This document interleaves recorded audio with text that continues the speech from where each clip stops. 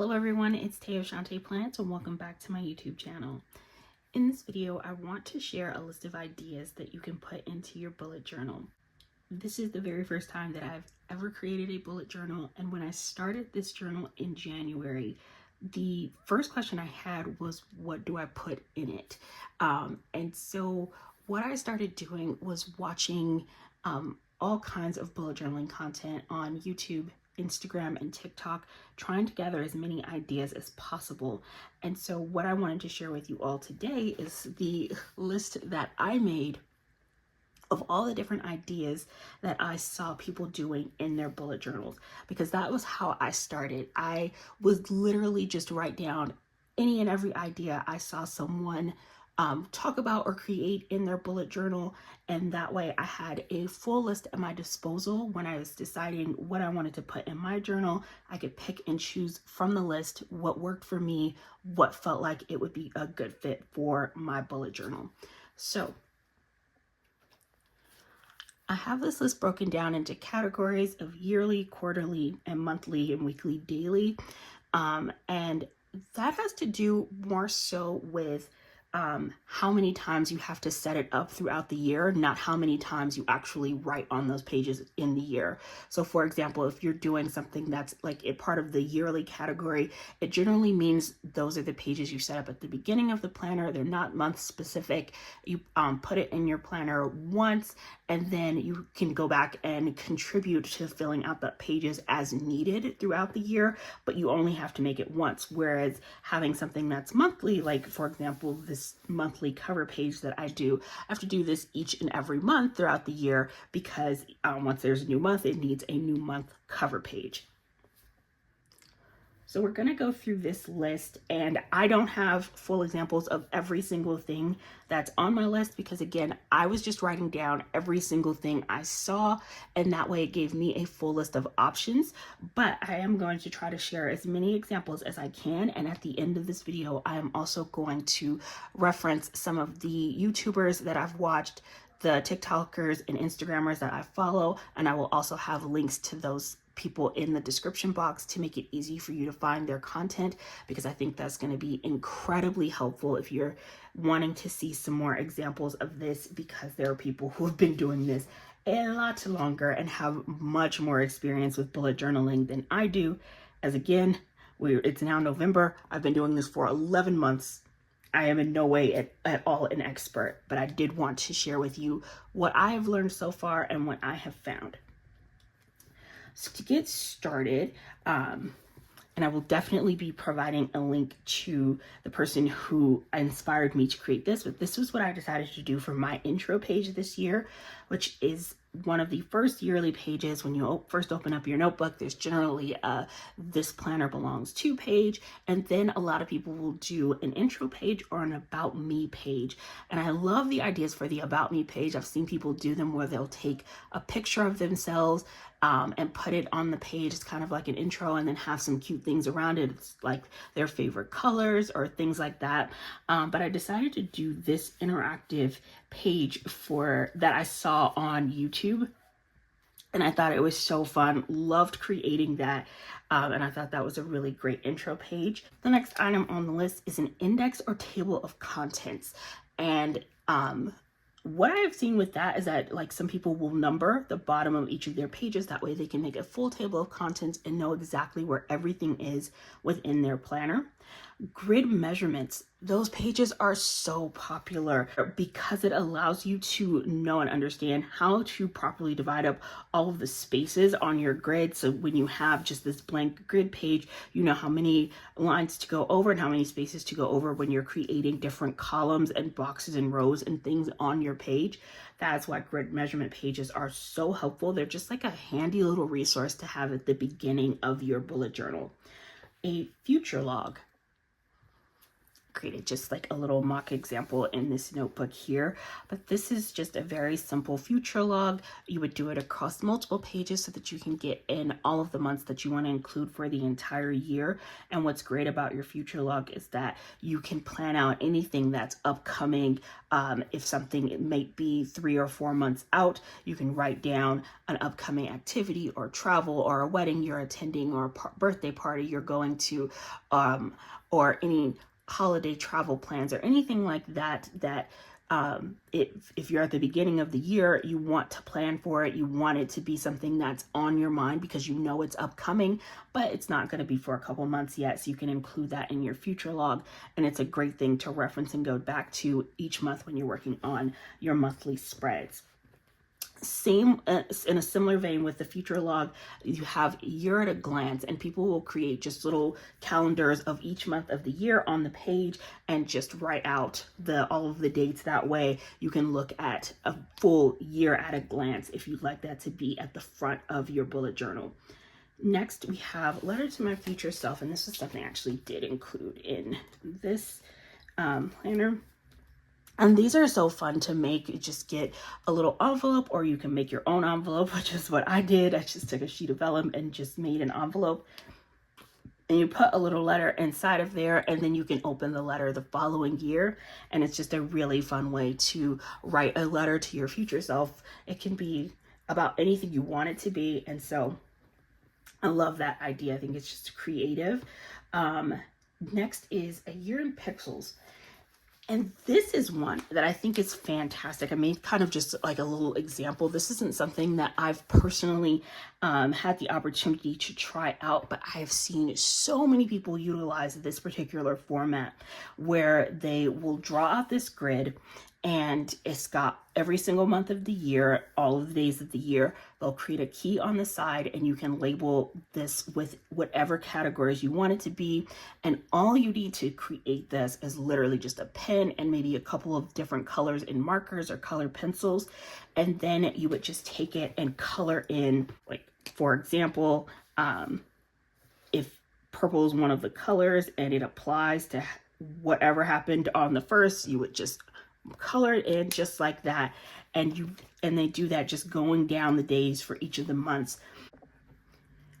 I've seen this used for lots of different types of things. For example, someone may use it to track the weather, and one of the colors that they choose may mean sunny, raining, cloudy, whatever your categories of weather are.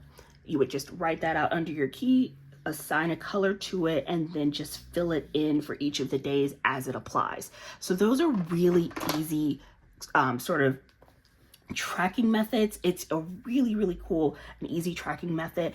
And this is one where I say, again, this has nothing to do with how often you would update it, because this is literally something you would update daily. However, you only have to create the spread once a year, which is why it falls into the yearly section, because you only have to create it once, but then you have to go in each and every day and update your tracker. And once we get to the monthly, I'm actually going to come back to this pixel tracker, because I've also seen people do these on like a monthly basis, and there are some categories in the monthly that I also feel would fit well within here. So let me keep going through this list. The next thing on the list is a vision board. Or word of the year. And so you can cut out pictures and words and create your own little vision board spread that you want to. Some people like to do a word of the year at the beginning of the year, which is nice. It kind of gives an overarching theme to their year.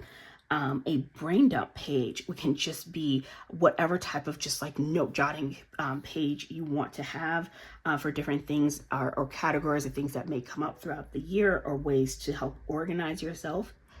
A compliments page. This is one that I saw and I thought was such a cool idea.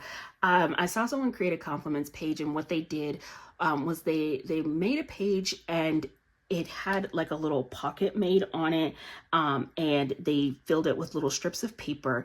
And when they were having a bad day, they would just pull out one of the strips of paper. It would have a compliment written on it, and just as something that was kind of a little mood lift for themselves. I thought that was a really genius idea. A goals page or gratitude page.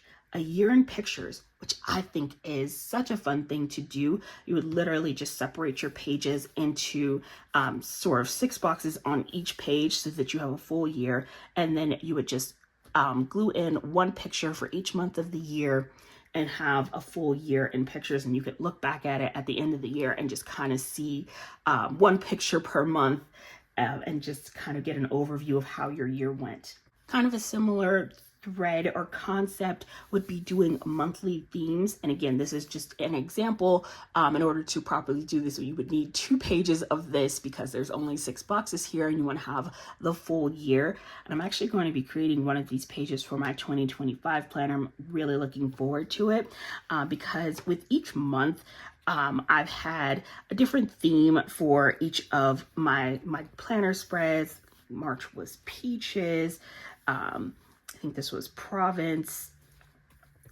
Each one has had a different theme, and it's not so much about naming each of your themes so much as it is what my plan is. At the end of each month, after I've completed creating this spread, I'm just going to take a couple of my leftover stickers and put them inside of a box. And that way at the end of the year, I've got like a quick little reference to what all of the themes in my planner for the year were.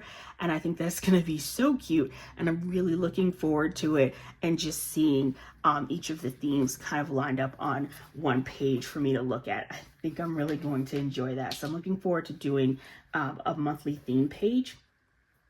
Next on the list is budget and savings.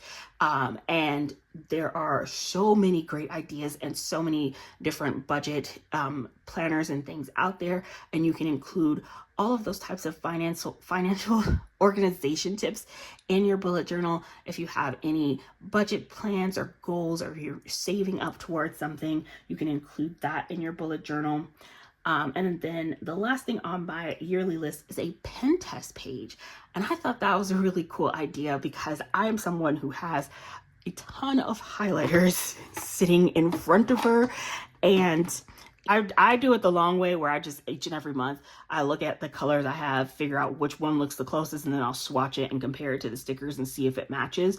But if you want to be much more organized with that, you can label it by color and then swatch your highlighters, and that way each and every month you can use that page as a reference page and know what's going to match with your stickers. Or if you're doing the pixels, that can also be helpful because then you'll know and have an assigned key to what those colors are. And that can be really helpful as well. So if you're utilizing highlighters, markers, or color pencils, having a pen test page or swatch page can be really helpful. Next on our list are quarterly pages, and these are pretty simple and straightforward, and there's not a lot to it. But quarterly pages, people often do seasonal bucket lists. So like, for example, your fall bucket list or your winter bucket list, things you want to get done for those 3 months of the year. Those can be really fun to create, and you can get creative, and just those can be really adorable. They don't have to be at the very beginning of your notebook, but if you want to go ahead and like assign those pages at the beginning of the year, knowing that you want to have all of those types of pages before you go into your monthly spreads, that is definitely something that you can do. And even if you don't like create those pages at the beginning of the year, you could leave those pages blank because you know you're going to need 4 of them for spring, summer, fall, and winter to create a bucket list for each one of those. So that's an optional way to do that. Another thing that could be done, could fall into the quarterly category, is a holiday shopping list, because again, that's something you would only have to do once a quarter. Honestly, also think that could fall into the yearly list because the holidays come around once a year. So you really only have to do that once a year as well. Moving into our monthly pages, which let's flip over. So first up, you have your monthly cover page, and then I'm also going to share the next thing on the list, which is the calendar page, because I've decided to combine the two.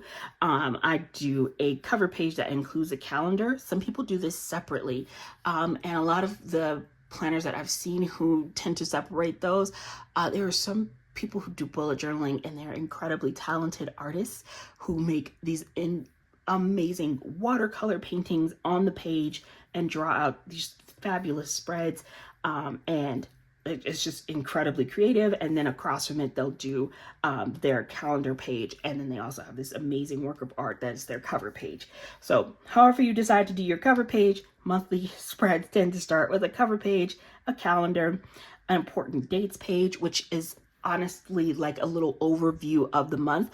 This could also be something if you've already decided to do a future log, you may reference your future log and then transpose that information so that it's in your monthly section. Or if you feel like you're covered because you have your future log, you may want to omit an important dates page from your monthly setup because you've already got that information in your future log. Totally up to you, however you decide to do that. Habit trackers, very, very common thing to include in your monthly setup. Next up is a social media tracker. It's currently October as I am filming this video. So once we get to the end of the month, I will go in and fill in my numbers for my social media. I'm currently on Instagram, TikTok, and YouTube. And so at the end of the month, I just go in and write down whatever those numbers are. You can organize your social media tracker, honestly, however you want to do it. It's kind of, for me, just become something that's just been like a simple little list that I include. And then I had some fun with some little circle stickers for this month. But there's so many options for how you want to track those types of things. And then you could also do a health tracker in your setup. And I decided for me, the only health tracker I currently have in here is this like mile tracker. I guess that would fall into the category of a health tracker.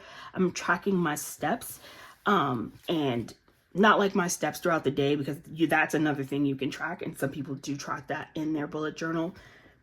And you can utilize this pixel style of tracking to keep track of your steps. For example, if you wanted to track 50 to 100, 101 to 200, 201 to 300, 301 to 400, 401 to 500, you would assign whatever your step count. That is probably a very low step count. I honestly have no idea. I've never tracked my steps before. I don't have a Fitbit, so I don't know what like the average number of steps are. I know someone who like knows better about steps is probably laughing so hard at me right now, but that was just examples of numbers. But you can assign whatever your range you want it to be to a color, and then again just go in and fill out each and every day and keep track of your steps that way. Same thing if you were doing any type of sleep tracking. Same thing if you decide to use a sleep tracker. You can track like the number of hours that you were asleep. You can assign different categories to the amount of hours. It doesn't have to have this many categories. You can adjust that to however you want it to. That way your key is applicable to whatever you need. And that's the great thing about bullet journaling. Everything gets customized to what you need it to be.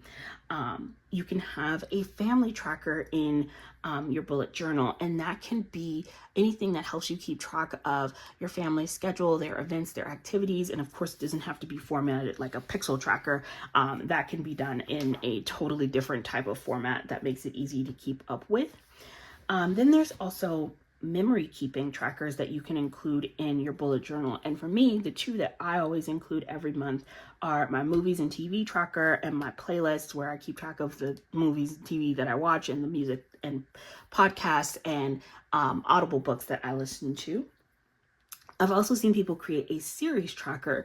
If they've started a new show, they'll have a full page that's dedicated to keeping track of each episode they watch. And sometimes they'll even rate the episodes and give it like a star rating under each of the episodes. So that's something that you could do. You could also do the same thing with music. I've seen people create music playlists where they rate and select what their favorite song of the month is. So many options there. You can create a monthly highlights page. This is really fun to do at the end of the month as sort of a little recap where you can do whatever kind of journaling you want to do, or just jot down a quick list of a few things that happened that month or things that made you happy. And it's a really fun way to just kind of recap and pull together the month at the end of the month. You can also include a prayer list or verse of the month page in your journal. You can also have a self-care list. And those are really fun to make. It's really just a list of any of the types of things that you would want to do that help promote your own physical and mental well-being. Next on the list, we have a mood board, a weather tracker or temperature tracker. And I think I might have already mentioned that in talking about the Pixel style of tracker, because you can definitely track weather and temperature on there. The doodle of the day, that is an interesting one. If you are someone who likes to draw or doodle and wants to create spreads in your bullet journal on a daily basis, that can be a really fun one. I've seen people get really creative with just random small little doodles, and it's just one little thing they draw a day. It could be a flower, it could be a sun, a cloud, a bunny rabbit, whatever makes you happy. But I've seen people doodle all kinds of things. 1 line per day. So this is an example of doing like a 1 line per day. And this can be used as a memory keeping element that you can do for each month, where you literally write just 1 sentence of something that happened that day, so that you are also memory keeping in this way. Or you can make this like a gratitude list, however you want to do that. There's a lot of options there, but I've seen people do a line per day in their bullet journals. Monthly budgeting and savings, a monthly recap or journaling, or a full photo page is another fun idea that you can do each and every month in your bullet journal. For our last category, we have weekly and daily planner pages.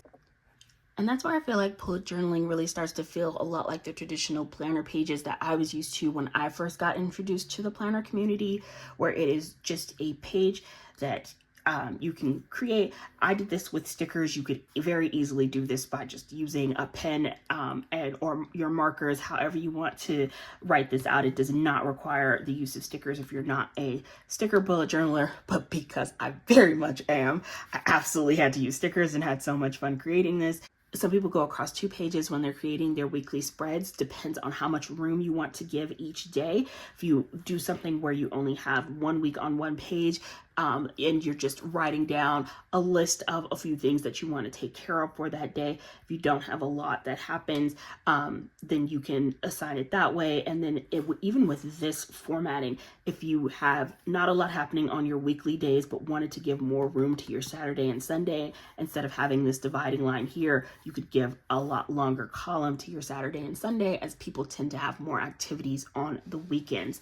So, or you could totally, again, give much more space having your week go across 2 pages rather than confining it to 1 page. And then for some people who like having kind of a weekly page setup, but then find that their days get more busy, they may go into doing daily pages, in which 1 whole page is assigned to just 1 day out of the week. And that way you are then creating spreads that each and every page covers 1 day of the week, and you can write out everything you need to for that. There are so many options. And also thinking about this weekly spread made me think back to yearly spreads, because I do my calendars in this way where I'm not writing inside of them. I have seen people do calendar spreads where the calendar takes up full 2-page spread. And what they are doing is they're drawing out large enough boxes where you can write the date in it, and then you can also write into the calendar spots for the page, which again, that would eliminate the need to have important dates page that gives you like a monthly overview, which is what I do here separately, because I do my calendar pages small where I'm not writing in them. I'm just utilizing the numbers of which day as a reference for which day of the week it is. And then I do a separate, for this one, I did it as a little insert where each day, if there's something important that's coming up, I can write down a quick overview and have the month at a glance. So if you wanted to condense that to just a calendar page, you can do it that way. That is it for the list of things that I have come across in the bullet journal videos that I've watched. And so I definitely want to share again some of the people that I've seen on YouTube. I enjoy watching Planning with Kay, Joshi Karen, and I just found her recently. She has a video on YouTube of over 200 bullet journaling ideas. Highly recommend watching. So much content. I didn't even get a chance to finish watching that video because I actually just recently found it. And I was like, whoa, there's so much content there. So if you are looking for ideas, highly recommend checking her out. I also watch Amanda Rach Lee, who is one of the most popular bullet journalers in the bullet journaling community that I know of. Mingo Studios, she does a really great job with her YouTube channel. I enjoy watching her. And she also makes a pre-made bullet journal that has like each of the months like sketched out with different ideas, and all you would then need is just like some markers or highlighters or color pencils, and you would just color in each of the months. You don't need to decorate with your own stickers unless you just wanted to. There's so many different ways that you can approach or decide to use your bullet journal. I also want to say as a quick disclaimer, because I'm going to mention Mingo Studio and a couple of the other people that I'm going to share, they also have their own shops. And they sell different bullet journals and different bullet journal supplies. And so I want to say, because I personally have never shopped from any of those people, I'm certain they're all wonderful business people, but please do your own research, check out reviews from people who've had experiences dealing with them. I wouldn't want to share information and lead anyone towards someone who may be a problematic seller. After my years of being in the planner community, I have seen people have some sad experiences with people in shop ordering. So please do your research. It's just a little quick disclaimer. I'm not saying any of these people are bad sellers. What I am saying is I don't know, because I've never shopped from any of them. So before I recommend someone, because I want to share the information, but I'm not making a recommendation because I can't do that because I don't have firsthand experience. That's what I'm trying to say. So there's my disclaimer. Next YouTubers I want to point out that I have seen do interactive spreads that I have really enjoyed. I've, as you can see from here, I love doing interactive spreads and things where things are coming out of pockets and you can lift things out of your pages and all kinds of stuff like that. And I hope I'm saying her name right, Cherise T. Phenomenal. Each and every month, she does these really cool interactive habit trackers and all kinds of things that pull and slide out of her bullet journal. It's amazing. Pretty Llama's Plans, who is the person who inspired this interactive wheel that I created at the beginning of my bullet journal. She has a full video and tutorial on how she created this, and I will definitely have her channel linked down below so you can check her out if you are interested in some ideas for interactive pages. Dutch door pages.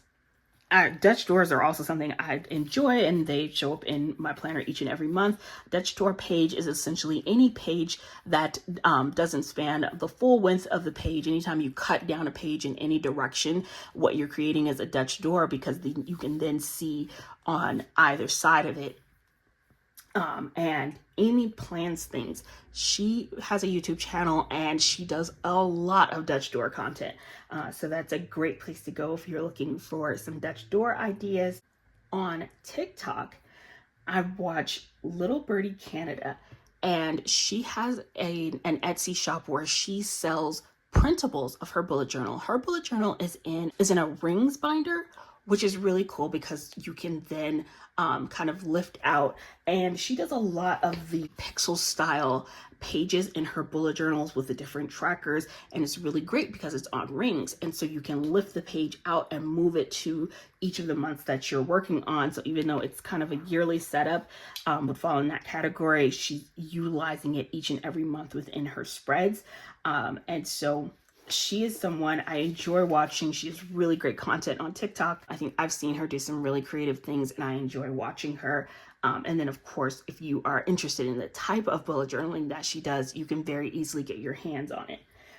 Groovy Gracie Creates is another TikToker that I watch who does bullet journaling content.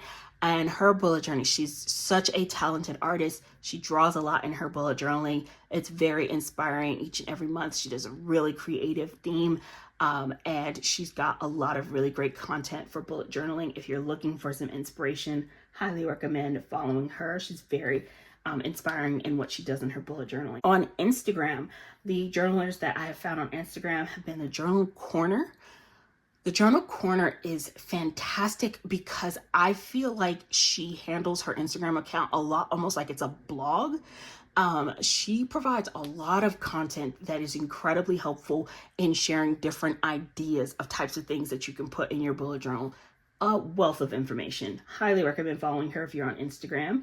And then also on Instagram is Jenny Joy Journals. It's one of the first journalists that I found when I went looking for people making bullet journaling content on Instagram. And she creates really cool journaling spreads. I believe she's also on YouTube. And she was one of the first people I saw using an 8x8 bullet journal. And I love what she does with that. And she creates these really cool waterfall tabs that are so visually stunning. Highly, highly recommend checking her out if you haven't already, because she's got some really beautiful content. So those are the influencers that I have found so far in looking into bullet journaling and getting inspiration for myself. Again, I will definitely be linking all of them in the description box because I feel like those are people who've been doing bullet journaling longer than I have. They have more experience, and you can get some really great examples of ways to of ideas to put in your bullet journal, how to decorate it, how to utilize it.